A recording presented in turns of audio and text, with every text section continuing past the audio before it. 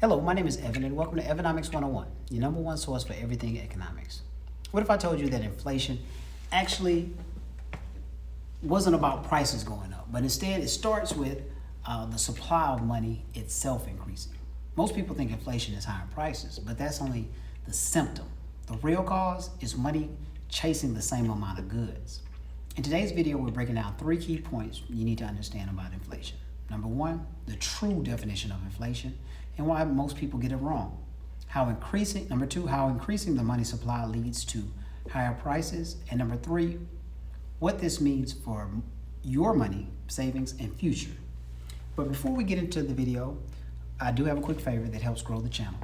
If you like content that breaks down economics in a way that actually makes sense, please hit the like button, share this with somebody who needs it, and please subscribe so you don't miss what's coming next. Most people never really understand how money works, but if you do, you stay ahead of the curve. So let's go ahead and get into the video. True definition of inflation, okay? Let's clear this up right away. Inflation is not just rising prices. The deeper definition, okay? The deeper definition of inflation is an increase in the money supply. And as a result, prices go up. I'm gonna give you a quick example, real simple. Let's just say the economy has 1 trillion in it. Suddenly it increases to 2 trillion. But the number of goods and services, they stay the same. What happens? Each dollar becomes less valuable, okay? And when money becomes less valuable, prices go up. It's just that simple, okay? A key idea about this, prices just don't rise randomly. Prices rise because there's more money competing for the same amount of goods, okay? So how does the money supply actually increase? This is where institutions like the Federal Reserve comes in, all right? The money supply actually increases a couple of different ways. Number 1, money creation and monetary policy by the Fed. Central banks can lower rates, they can buy assets, they can inject liquidity into the economy. This increases the total amount of money in circulation, okay? Cheap money equals more borrowing, basically. When money is cheap, it's simple, people borrow more. And what I mean by money being cheap, interest rates being low. Interest rates are the cost of money. So when money is cheap, people borrow more, businesses expand, spending increases. And you basically got more dollars moving through the system, all right?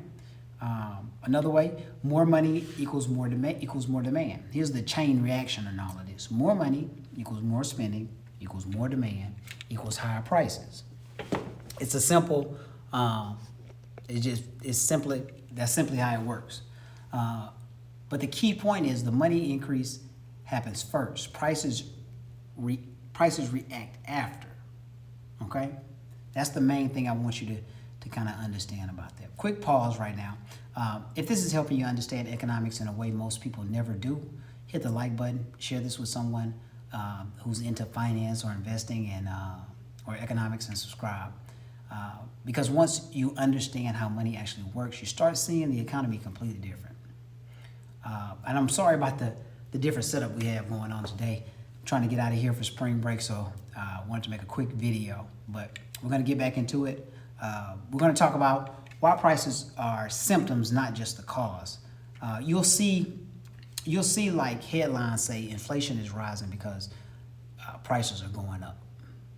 But that's backwards. Prices going up is what we see. Money supply expansion is what's happening underneath that. Think about it like this. Inflation is a pressure building in a system. Money supply increases, pressure builds, prices rise, pressure releases. That's another simple analogy or an example. When large amounts of money are created quickly, asset prices rise first, like stocks, real estate, then consumer prices follow. That's why sometimes markets boom before inflation hits everyday goods, all right? switching to another topic, why this basically matters to you. This isn't just theory. This directly impacts you and me both. First off, your money loses value. If the money supply increases rapidly, each dollar you hold is worth less. Even if your bank balance stays the same, your purchasing power drops.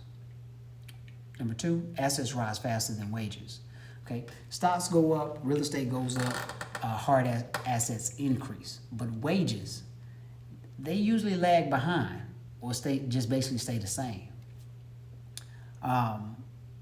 Your savings gets destroyed silently. If you're holding cash, inflation is like a hidden tax. You don't see money leaving your account, but its value is continuously shrinking.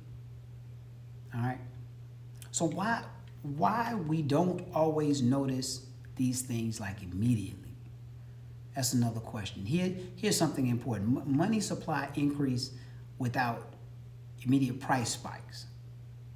Okay? And that's because inflation moves in stages. Stage 1, money creation. Stage 2, asset inflation. Stage 3, consumer price inflation. This delay is why people often misunderstand inflation. Okay? By the time prices are rising significantly, the inflation has already happened. The actual inflation, the increase in the money supply has already happened. So what do we do next? Where does this leave us? There are a few possible outcomes, and I'm going to go over some scenarios. The first being money supply tightens. Okay? The Federal Reserve reduces inflation by raising interest rates, slowing the money creation. Scenario 2, continued expansion. If the money supply keeps growing, inflation is going to continue. Scenario 3, loss of confidence. All right.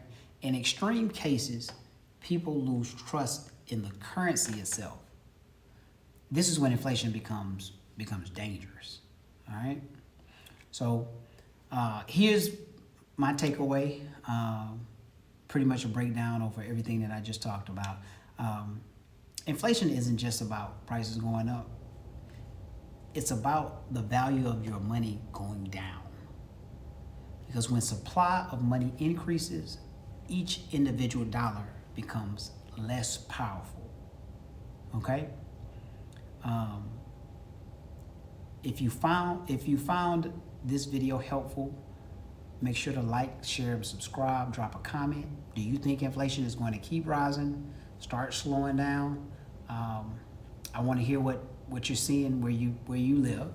And as always, this is Evanomics, where we make economics make sense. Please check out some of my previous videos, and please stay tuned for more videos that will be coming. Thank you again for watching, and I'll see you on the next one.